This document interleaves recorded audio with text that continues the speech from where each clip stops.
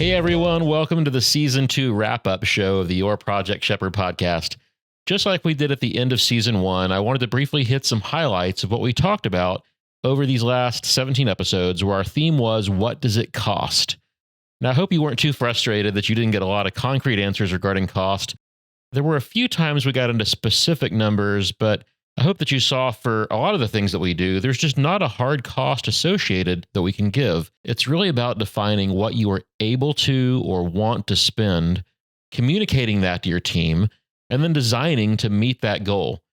That was especially true in the first 4 episodes where we talked about building a new custom home, whole house remodeling and additions, kitchen remodeling and bath remodeling.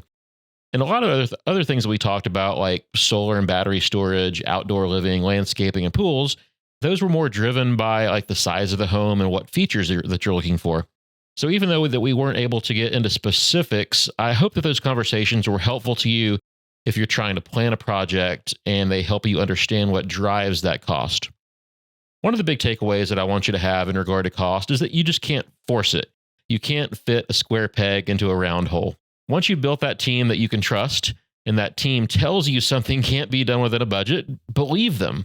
I see way too many instances of someone forcing their way through the design process, believing that they can get more than what they can afford, and then they end up in a bad situation because they found maybe an unscrupulous contractor that told them what they wanted to hear just to get the job.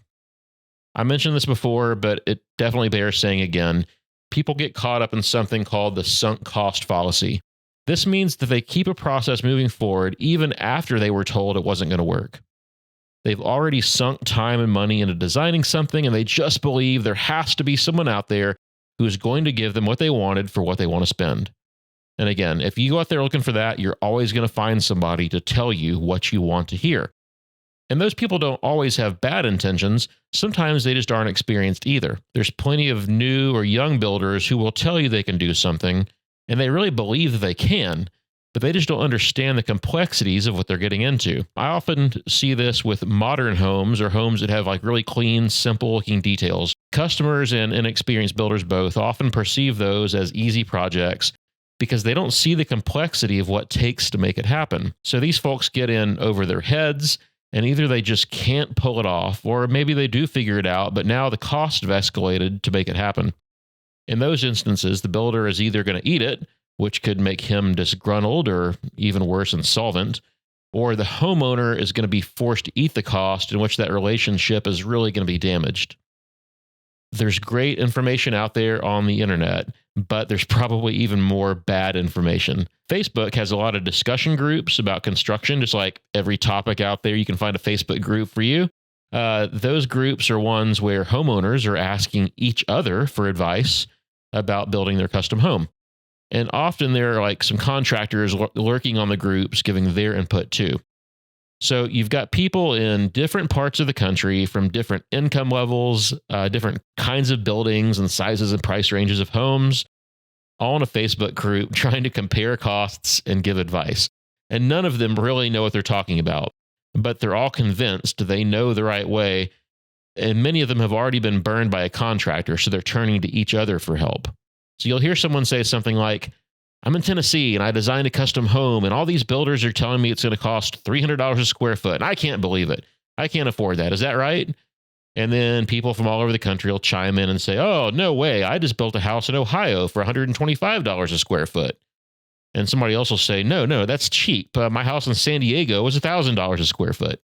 Nobody has any clue how to compare those numbers. I mean, heck, I can't even compare those numbers because I don't have enough information. So what happens? These people end up finding somebody who tells them that they can do it for that price. If you want to know how that usually turns out, go back and listen to season 1 of this podcast for the story that we told about Brian and Heather. You know, they thought that they could do it on their own. They thought that they could find somebody to do the project for what they thought it should cost. They found that person, and then, well, go back and listen to how that story went. So all of that brings me back full circle to our central theme of the podcast, and that's build your team first.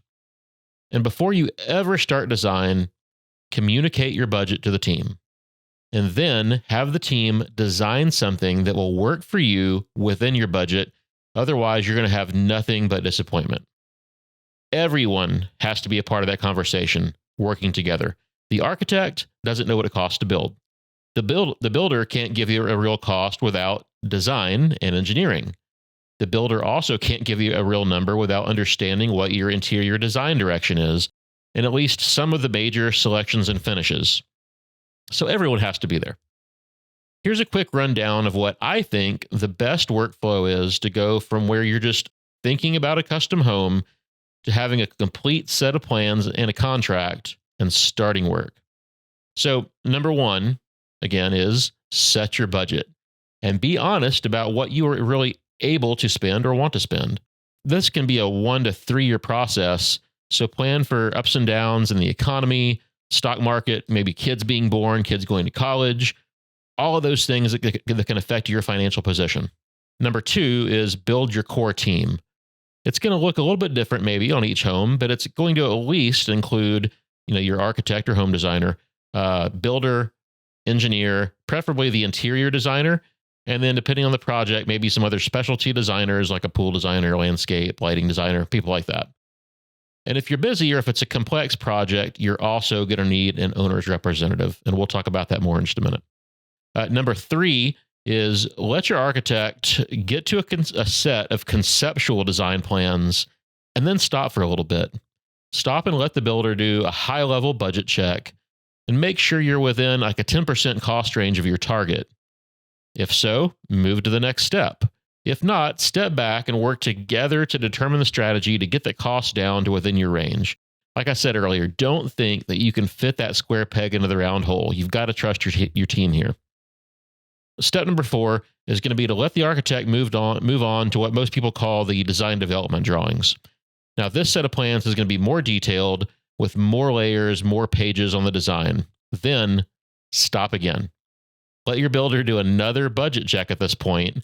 And with the additional information on the design development drawings, they should be able to take you from that, plus or minus 10% range and tighten that down into a plus or minus 5% cost range. And now again, if that's within your budget, move forward. If not, take a step back and do a little value engineering. At this point, your builder and your architect should be able to work together to come up with some solutions. Now we move forward to the construction document phase, which is step number 5. And while the architect is working on those construction documents, if you haven't done it already, make sure that you and your interior designer are getting the major finishes picked out. And those are the ones that are either major expenses or affect other things. Things like appliances, major plumbing fixtures, flooring, things like that. If you haven't gotten to things like tile and hardware, that may be okay depending on your situation, but make sure that your builder and your designer are in alignment with any allowances that you put in for those items so that later on you don't get a surprise when something that you pick out is way more expensive than maybe what the builder was thinking. Step number 6 is when the construction documents are issued, now the builder should be able to get you to that tight final budget. No major backstepping should be involved at this point, although there could be a little bit of a back and forth. You'll have engineering in hand, so there should be no guessing from any of the subcontractors. Your foundation, framing, all that stuff should be tight.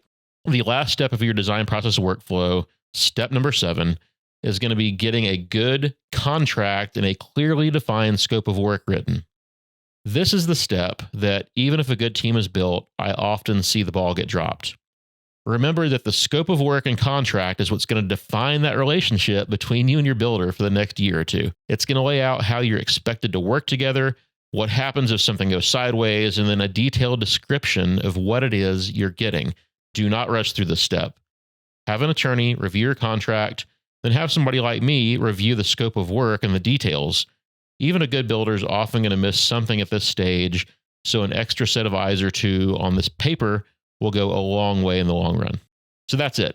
Those 7 major design or pre-construction steps should get you to a really good budget, into a construction contract, and get some dirt moving. The last thing that I want to touch on today in this episode is what my services are as an owner's representative and construction consultant. We talked about this in our last episode before this one, where I interviewed fellow owner's rep Ed Earl. If you want to go back and get some more in-depth information on what an owner's rep is and does, please go back and check that episode out. But at a high level, when you hire an owner's rep, we are looking out only for your interests. We're not making money on construction or design. We're not trying to get photos of the project on social media or in a magazine to promote ourselves. We are only there to make sure the parties are working together toward your vision and make sure that you're getting what you want, need, and are paying for. We're going to be helping you build that initial team. We oversee the design process to make sure that your budget and design goals are met. And then we're going to manage the construction process. We're going to oversee the builder, all the other parties that are involved. And then during construction, we'll also do some quality control checks. And at the end, we're going to make sure that you understand how your home is going to function and how to properly maintain it. If you've got a project that's already underway and you feel like you need help, we can do that too. Sometimes people get into their build and they realize they don't have as much time as they thought. Or maybe along the way, they've lost trust in the builder and they just need some help making sure things are done the right way. Or maybe things have totally gone off the rails and you need help getting it back on track. Either way, an owner's rep can step in, take the stress off of you, and see that project through to completion. So if you want some more information about our owner's rep services or consulting, please reach out to me on the website at yourprojectshepherd.com or shoot me an email at curtis@yourprojectshepherd.com. So that's it. I hope you've enjoyed this second season of the Your Project Shepherd podcast. I've really enjoyed being here with you and giving this information. We're going to take about a month off from this long form podcast. We have a great next season plan for you. We just need a little time to finish that planning and get it recorded. So we'll have about a month break here. But in the meantime, we're still going to be posting some other short videos on our Instagram, Facebook, YouTube Shorts, all those. So be sure and keep an eye out for that. Our next season is going to be all about building performance failures. And I'm going to have back Toner Kirsting, who you've heard several times this year. I'm going to have him back co-hosting the whole season. And we have some great new expert guests to talk about why the different components of homes experience failure and how to prevent those. You're not going to want to miss it if you're getting ready to build your custom home. Thank you again for joining us on the podcast, and I hope to see you again soon.